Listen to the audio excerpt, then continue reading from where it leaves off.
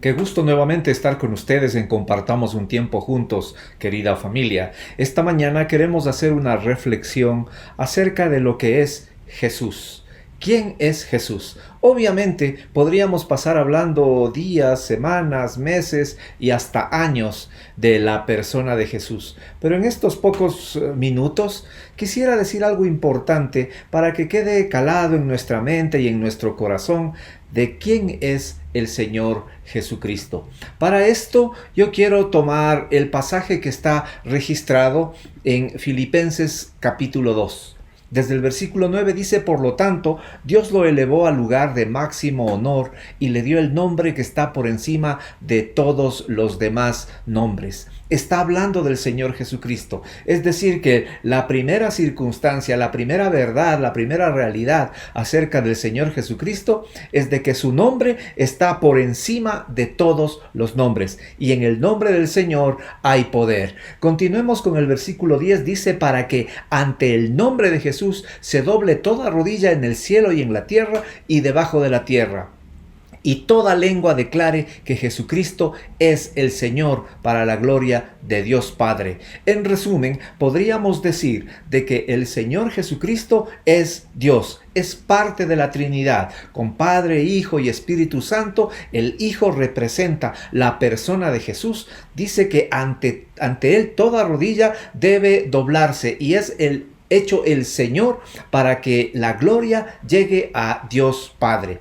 Con este antecedente podemos continuar y tomar un pasaje de que está registrado en el Evangelio de Marcos en el capítulo 9. Juan le dijo a Jesús: Maestro, vimos a alguien usar tu nombre para expulsar demonios, pero le dijimos que no lo hiciera porque no pertenece a nuestro grupo. No lo detengan, dijo Jesús. Ante nadie que haga un milagro en mi nombre podrá luego hablar mal de mí. Claro, en ese tiempo los discípulos creían que el empoderamiento espiritual que el Señor Jesucristo les había dado, el discipulado, el entrenamiento en general que tenían, era solo para ellos, y que solamente ellos podían tomar el nombre de Jesús y orar por enfermos y hacer de agentes de milagros, que obviamente Dios Padre, el Espíritu Santo y el Señor Jesucristo los hacen. Pero creían tener solamente ellos el derecho. Y el Señor Jesús dijo: no los detengan. Cualquiera que use mi nombre, y hace un milagro, no puede hablar mal de él. No pueden decir que el Señor Jesucristo no existe, o que es simplemente alguna persona que no tiene poder. Por eso, ahora, estimada familia, continuamos con el versículo 8 y dice el Señor: no permitan que nadie los atrape con filosofías huecas y disparates elocuentes que nacen del pensamiento humano y de los poderes espirituales de este mundo y no de Cristo. No te dejes lavar la cabeza, no te dejes quitar tus pensamientos, porque hay corrientes en este mundo que dicen que el Señor Jesucristo solamente está ahí parado en un dibujito, o simplemente no hay poder en Él. Y eso no es verdad. Estamos leyendo en el Evangelio, en la carta de Pablo a los Colosenses, que el poder de Dios es verdadero, y no nos dejemos engañar. Por lo tanto, estimada familia, continúa Pablo escribiendo a la iglesia de Colosas diciendo: pues en Cristo habita toda la plenitud de Dios en un cuerpo humano, de modo que ustedes también están completos mediante la unión con Cristo, quien es la cabeza de todo gobernante y toda autoridad. Miren, todos nosotros, tú y yo, si es que tenemos a Cristo en el corazón, podemos también llegar a tener ese mismo empoderamiento que tuvieron los discípulos del Señor Jesucristo. De tal manera que los discípulos del Señor, los apóstoles, vale decir, los personajes registrados en la Biblia, no son los únicos que tenían esa autoridad. Nos ha delegado a nosotros también.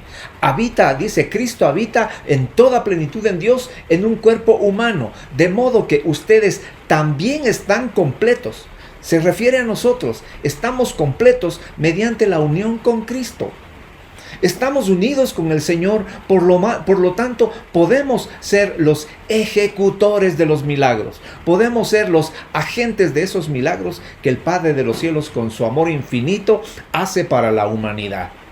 Estaba leyendo un libro hace días o semanas atrás de León Tolstoy. León Tolstoy era un literario que estaba ruso, que en los años 1800 y pico escribió una porción que creo que vale la pena resaltarla. No estoy predicando al literario, por supuesto, al literato, perdón. Estoy predicando al Señor Jesucristo, pero voy a tomar el ejemplo de él, de lo que escribe. Dice: el matrimonio es una barca que lleva a dos personas por un mar tormentoso. Si uno de los dos hace algún movimiento brusco, la barca se hunde. Pues sí, yo creo que tenía razón.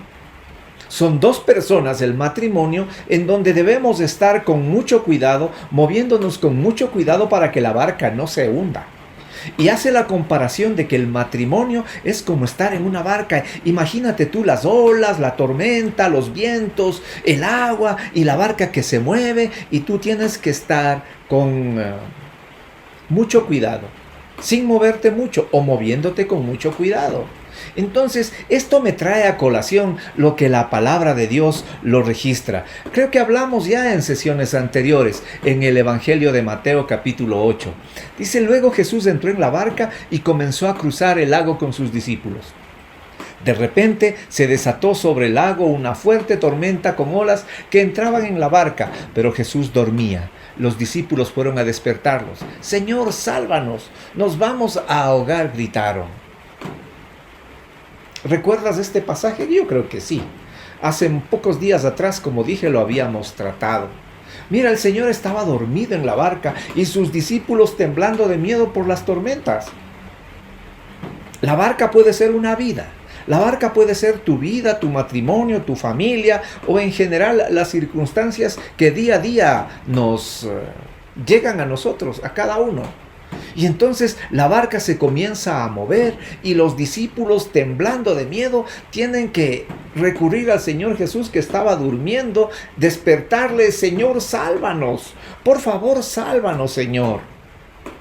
Qué curioso, tú sabes cómo termina o cómo continúa esta historia. El Señor Jesús les dice a sus discípulos: «¿Por qué tienen miedo?», preguntó Jesús. ¿Tienen tan poca fe? Entonces se levantó, reprendió al viento y las olas, y de repente hubo una gran calma.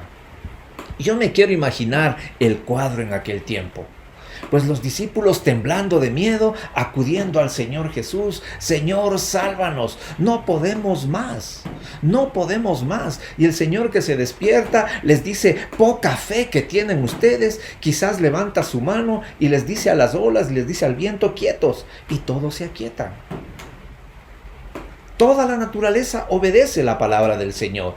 Todas las circunstancias de la creación, todos los elementos de la creación obedecen a Dios. Tu creación te alaba, dice la palabra. La pregunta que quiero hacerte esta mañana a ti es: ¿en tu barca está el Señor Jesús? Puede estar dormido o puede estar despierto, no lo sé. Pero la pregunta es: ¿en tu vida, en tu matrimonio, en tu familia, en tu trabajo, está el Señor Jesús? Porque quizás a ti y a mí en ciertos momentos la fe va a estar debilitada. En ciertos momentos podemos tener necesidades imperiosas, quizás enfermedades, quizás problemas graves, o las circunstancias del día a día. Los discípulos tuvieron miedo, tuvieron poca fe, pero le tuvieron al Señor Jesucristo en la barca para despertarle y pedirle ayuda. ¿En tu vida está el Señor Jesús? Nuevamente te pregunto, para que acudas a Él, le despiertes y le digas: «Señor, sálvanos». Y el Señor lo hará, por supuesto. Pero si el Señor Jesús no está en tu barca, ¿quién te va a ayudar? Tu propia voluntad no lo va a poder hacer. Vas a estar en problemas. Por eso ahora te invito a que pongas en la barca primero al Señor Jesucristo, que pongas en tu vida al Señor Jesucristo. Quizás ya lo conoces, pero le has puesto en un puesto relegado. Tiene que estar delante tuyo. Tiene que estar como tu primera prioridad. Por eso ahora digo yo: bienvenido, Señor Jesús, a mi barca. Bienvenido, Señor Jesús, a mi vida. Bienvenido, Señor Jesús, a mi familia. Y te invito a que tú también lo hagas. Invítale al Señor a que viva contigo, a que esté contigo, y Él será tu pronto auxilio. Él será tu proveedor, tu salvador, tu sanador, tu gran ayuda, la bendición que día a día tú y yo necesitamos. Que el Señor te bendiga y que tengas un hermoso día.